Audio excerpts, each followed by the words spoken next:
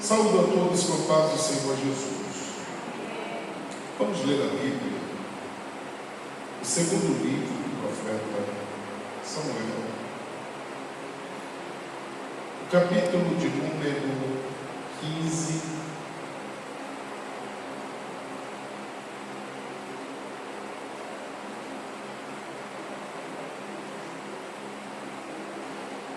segundo Samuel, capítulo 15, o versículo de número 23. Olha o que diz a Bíblia: e toda a terra chorava, a grandes vozes, passando todo o povo, também o rei passou o ribeiro de Cedron, e passou todo o povo na direção do caminho do deserto. Versículo 28. Olhai, que me demorarei nas campinas do deserto, até que tenha novas vozes. Esse texto sagrado mostra uma aflição tal que Davi passou. Aqui está falando de um período quando o filho dele, Absalão, havia se rebelado contra ele. Não tem maior dificuldade, acredito, para um pai, para uma mãe, do que contemplar a rebeldia de um filho. E Deus, como nosso Pai, Ele não quer que nós sejamos rebeldes com relação a Ele. E Davi sentiu isso na pele, a rebeldia do filho. E é por esse motivo que diz que a terra toda chorava. É assim que acontece em todas as épocas, quando o povo se rebela contra Deus. Porque por mais que as pessoas procurem respostas na vida, mas se rebelando contra Deus, só terá choro e tristeza. A Bíblia diz que eles choravam de tal forma que eram grandes vozes, ou seja, gritos altos de desespero. É assim que se encontra todos, quando se rebelam contra Deus, quando se distanciam do Senhor. A Bíblia diz que passando todo o povo, também passou o rei, o ribeiro de Cedron. Ribeiro fala de água, vertente, mas todos eles passaram daquela água que havia. E o texto sagrado diz que eles passaram do ribeiro, passando todo o povo em direção ao caminho do deserto. E deserto, a gente sabe que tudo é demais. Durante o dia a temperatura é muito quente, mas à noite também é extremamente frio. Lugar de férias, lugar onde não há como habitar, passar muito tempo. Mas por incrível que pareça, são nos desertos que Deus trabalha o seu povo, os seus servos, as suas servas. A Bíblia diz que João estava nos desertos até que chegou o tempo de Deus mostrá-lo a Israel. O versículo de número 28, Davi toma uma decisão dizendo: olhai, que me demorarei nas campinas. Ou seja, vocês façam o que quiserem fazer, eu vou ficar recluso um pouco de tempo, certamente para buscar a Deus. Irmãos, a oração ela é tão importante que Jesus nos deu uma lição muito especial em Marcos 1,35. Jesus mostrando que a oração é mais importante do que o café da manhã. A Bíblia diz que ainda estava escuro, não tinha clareado o dia, e Jesus se recolheu para orar. Às vezes a gente acha lindo o ministério de Jesus, é impossível não admirar. O que foi o sucesso do ministério de Cristo? Oração. Jesus achava a oração tão importante que Lucas 6, 12, a Bíblia diz que ele passou a noite orando. Então, Jesus também achava a oração mais importante do que o sono. Ora, se para Jesus a oração era mais importante do que o alimento e do que o próprio sono, o que diremos nós, sendo ele Deus, o Filho de Deus, e utilizou-se da oração de tal forma? O que dizer de Deus?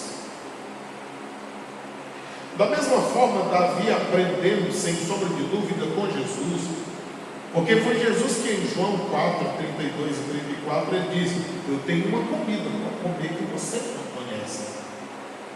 Para Jesus fazer a vontade do Pai, estar na presença do Pai, era muito mais importante do que outras coisas mil. O salmista, como ele não era da tribo de Levi, e ele tinha consciência de que não poderia adentrar o santuário, o santo do santuário, oferecer sacrifício, aí ele dizia: é mais importante eu estar, mesmo que seja lá fora, nos atos da tua casa, do que estar em qualquer outra parte, 1000 dias. Ou seja, mesmo que eu não tenha dignidade para entrar como sacerdote, como sumo sacerdote, mas ainda estar lá fora é mais importante para mim do que qualquer outro lugar do mundo. Então Davi, mesmo como homem, tendo alguma falha, mas ele desfrutava dessa presença íntima do Senhor. E ele diz no versículo 28, olhai, que eu me demorarei nas campinas, aonde do deserto, até que tenha novas vozes. Ou seja, até que eu tenha boas notícias.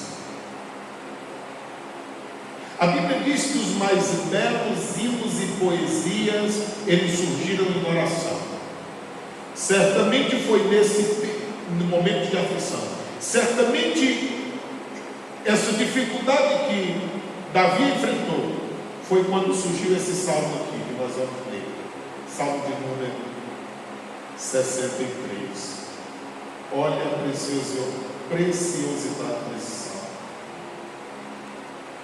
Às vezes nós vemos hoje hinos cantados que para mim parece ser os mais belos, os da harpa mesmo. Porque há hinos que começam e terminam e a gente procurando onde glorifica a Deus, onde fala no nome de Deus, do Espírito Santo, do sangue do Cordeiro, e a gente não encontra. Começa e termina em nada.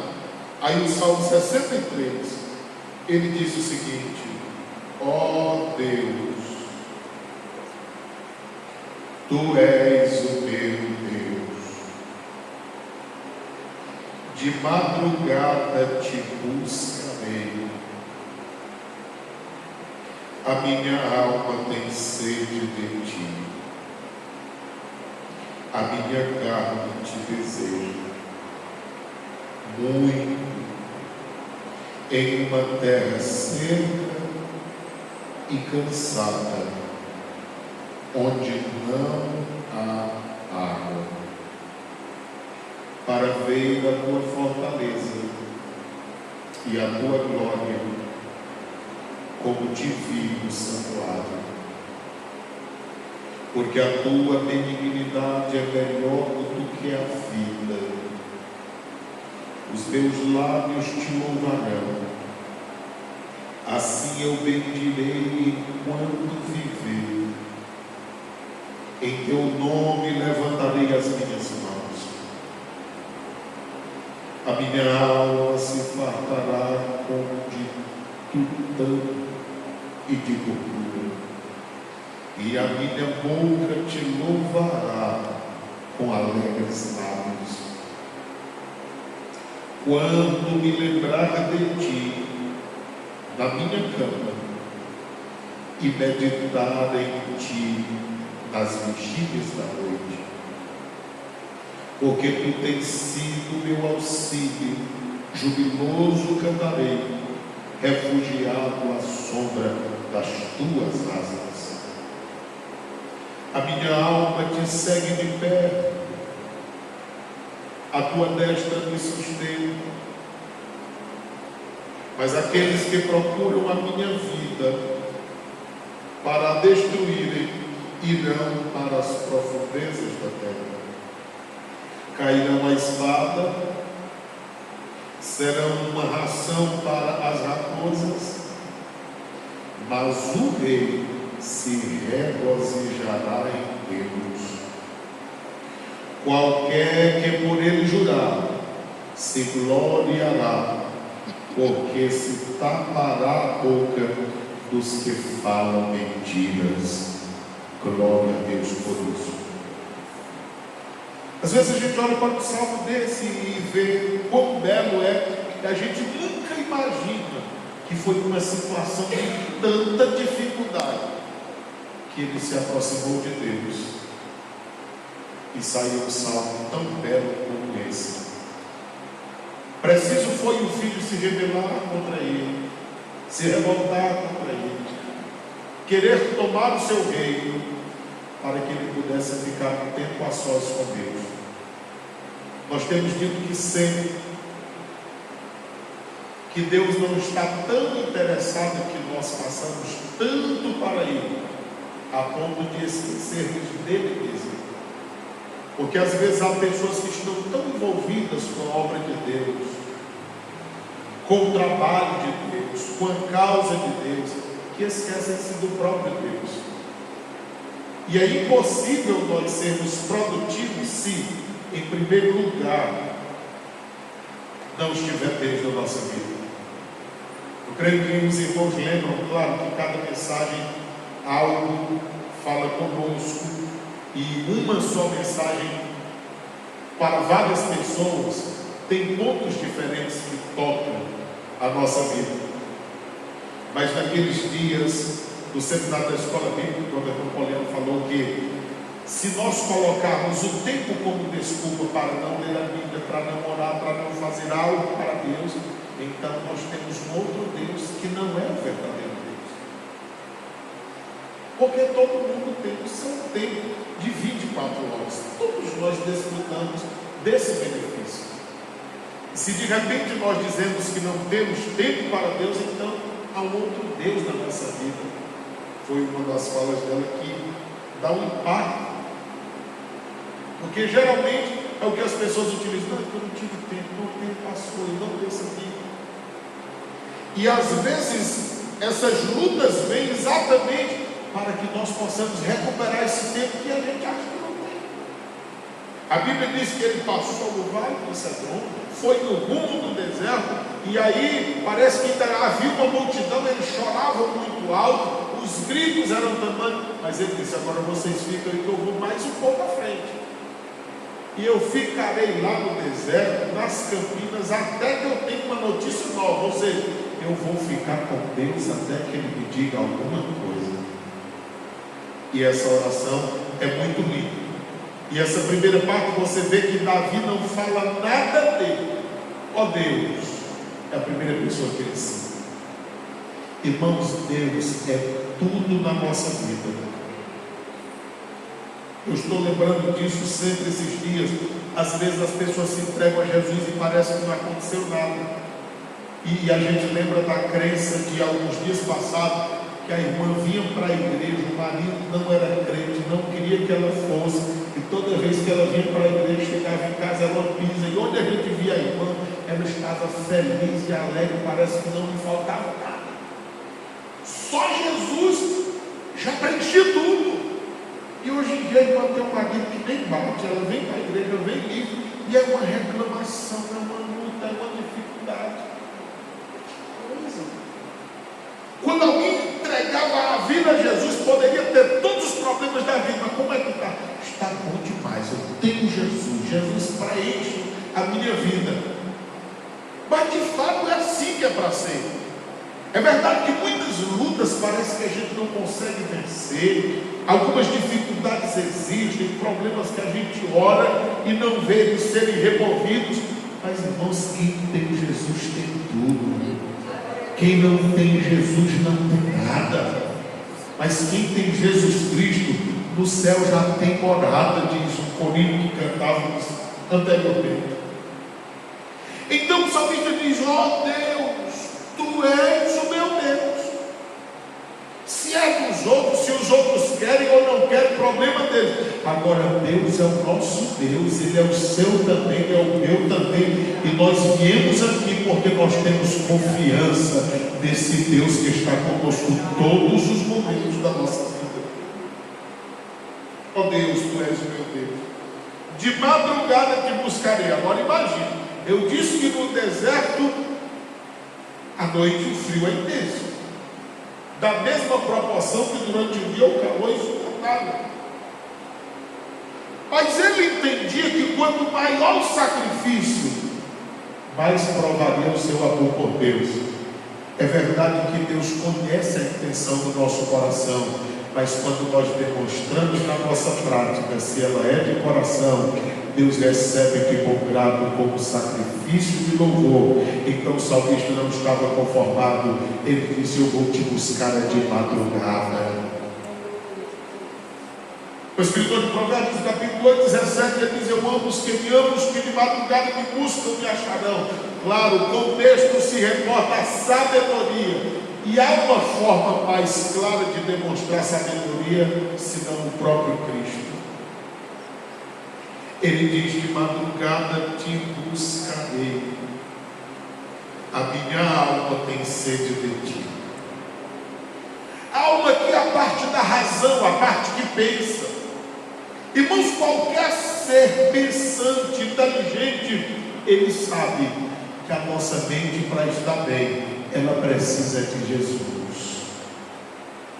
Ou se todas as pessoas colocassem a sua mente em Deus, o seu pensamento em Deus, a sua vida em Deus, certamente os problemas da mente seriam menores, ou quase não haveria, porque Jesus sofreu muito também, ao ponto de suar gotas de sangue, mas viveu uma vida saudável, ao ponto de muitos outros também que viveram, embora não tivesse solução para algumas coisas.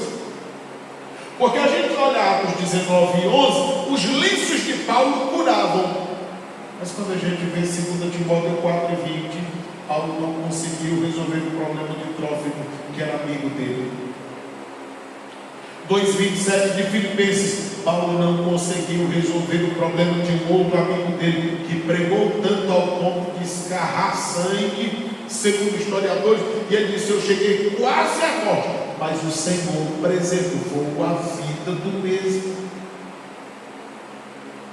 O apóstolo Paulo não conseguiu resolver nenhum problema dele mesmo. Segundo aos Coríntios 12:8, a Bíblia Sagrada diz que ele orou 3 vezes por um espinho na carne que havia dele, e o Senhor disse: olha, eu não vou tirar. Agora eu te digo uma coisa: a minha graça te basta.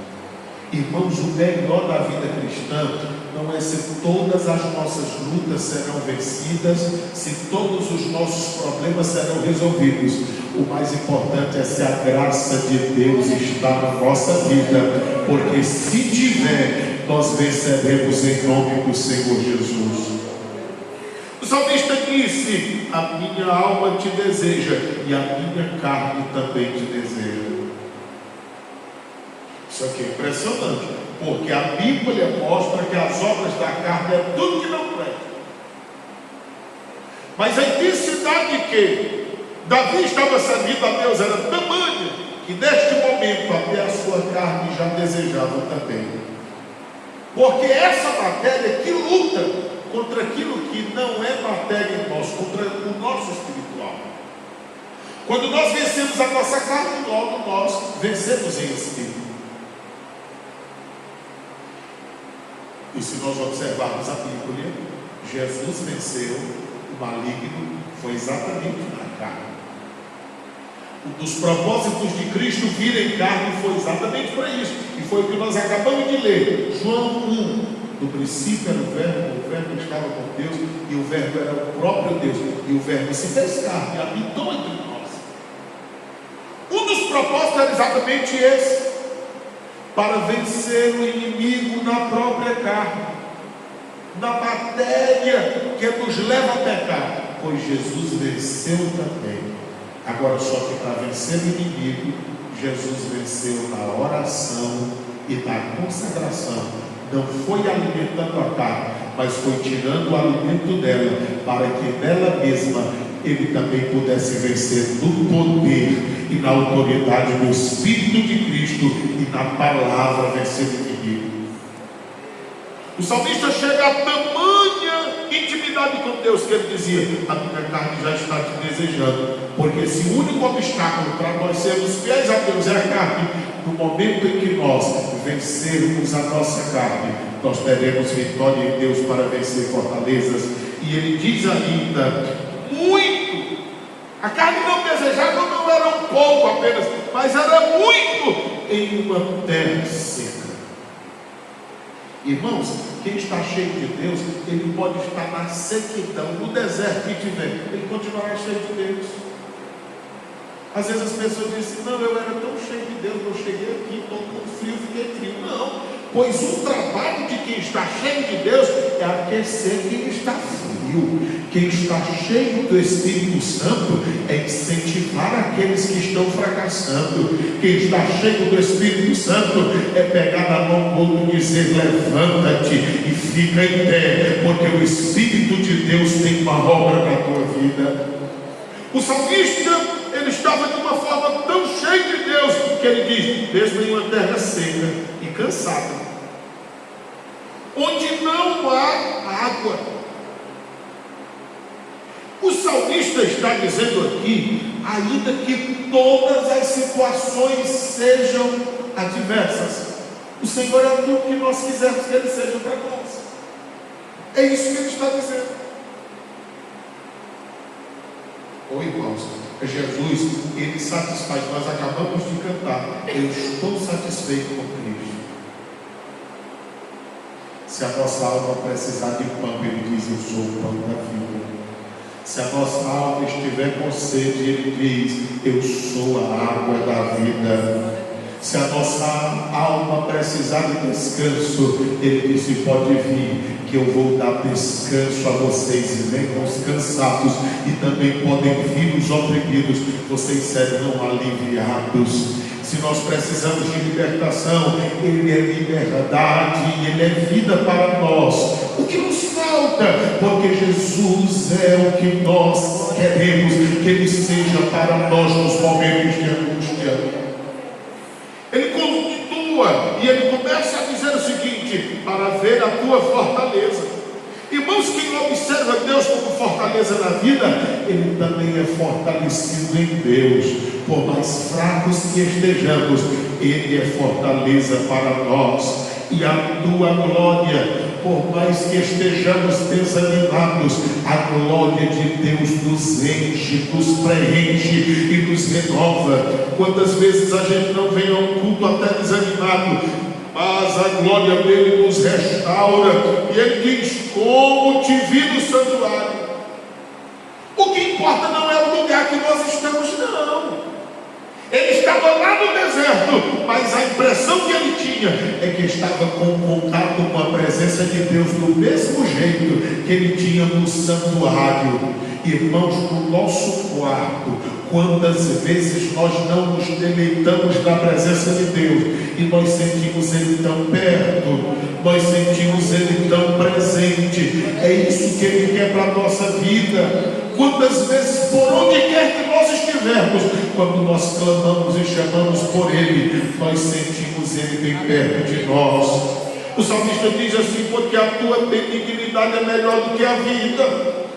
Às vezes a gente está achando que a vida é tudo, mas o salmista está dizendo: se for para escolher viver ou a tua presença, eu prefiro estar contigo. Porque a vida, aqui ou acolá, a gente chora, se decepciona, tem tristeza, mas estar com Cristo é bem melhor, porque é uma eternidade plena. para nós. É por isso que ele diz: a tua presença é melhor do que a vida, os meus lábios te louvarão. Olha a quantidade de tempo que passa para Davi começar a se relacionar a ele. Aí chega o momento dele dizer: Senhor, mediante tudo isso, os meus lábios é para te louvar. Nos momentos de aflições, nós devemos louvar a Deus.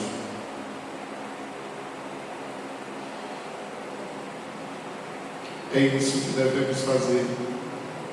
Assim eu te bendirei enquanto viver.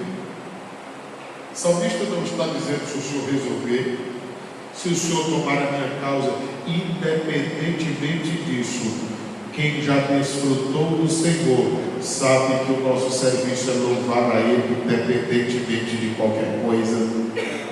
Em teu nome levantarei as minhas mãos. Quero uma forma de glorificar a Deus, de adorá-lo com o corpo, como diz o salmista no Salmo 103. A minha alma se fartará como de tutano de gordura. Aqui está falando de deleitar-se em Deus. Quantas pessoas no mundo aparentemente têm tudo, mas lhe falta paz. Nós estamos na presença de Deus, nos fartando na presença dele, como que de tutano de gordura. E ele diz: a minha boca te louvará com alegres lábios. É isso que produz a presença de Deus em nós, alegria de louvá-lo com inteireza de coração. Quando me lembrar de ti na minha cama, meditarei em ti nas vigílias da noite. Irmãos, quantas vezes a gente vem na casa de Deus e a gente se alegra na presença de Deus, e a gente diz: bom seria que o culto nem terminasse, e a gente volta falando com Deus. Chega em casa às vezes empolgado, ora e se cansa de orar fisicamente, e a gente deita os olhos lacrimejando, e a gente fica meditando nas belezas de Deus, até que nós adormecemos e acabamos por sonhar ainda com coisas maravilhosas de Deus. É o que o salmista está dizendo: eu vou te louvar, mas ainda na minha cama eu vou meditar em ti, vou me lembrar de ti nas vigílias da noite, porque tu tens sido meu auxílio. Irmãos, tem coisas na vida da gente que a gente gostaria de ser lembrado, e parece que todo mundo esquece da gente, mas Deus não esquece. A presença dele nos alegra, e é como se todos estivessem do nosso lado, embora estejamos sozinhos. É porque a presença dele traz esse auxílio para nós, e nós nos alegramos. Jubiloso cantarei, refugiado à sombra das tuas asas. A melhor coisa da vida é saber que nós estamos debaixo da proteção de Deus. A minha alma te segue de perto, e a tua destra me sustenta. Coisa boa é nós nos aproximarmos de Deus e sentirmos que Ele está perto de nós e nós perto dele, a ponto de contemplarmos a sua mão direita nos sustentando. Só assim nós conseguimos ver a resposta. Versículo 9: mas aqueles que procuram a minha vida para destruírem, irão para as profundezas da terra. Não é um desejo nosso, mas quanto mais nós nos aproximamos de Deus, todos aqueles que se levantam em perseguição a nós, eles se acertam com Deus. Versículo 10, o salmista diz: eles cairão à espada, serão uma ração para as raposas, ou seja, as feras os devorariam. Aí eles se voltam para ele. Mas o rei, o próprio Davi, se regozijará em Deus. Observe que Davi não pede vingança. Observe que Davi não está nem um pouco preocupado com quem se levanta. Davi está se preocupado só em se deleitar em Deus, em se alimentar em Deus, em glorificar a Deus. E Deus cuida de tudo que estava lhe perturbando, e ele continua se regozijando em Deus, e ainda dizendo: qualquer que por ele jurar se gloriará, porque se tapará a boca dos que falam mentira. Então a melhor coisa é servir a Deus, estar na presença de Deus, tirar tempo para Deus, mesmo quando aparentemente todas as coisas são contrárias a nós, sabendo que nós nos deleitamos em Deus e em Deus nós somos saciados, em Deus nós somos alimentados, em Deus nós somos abençoados.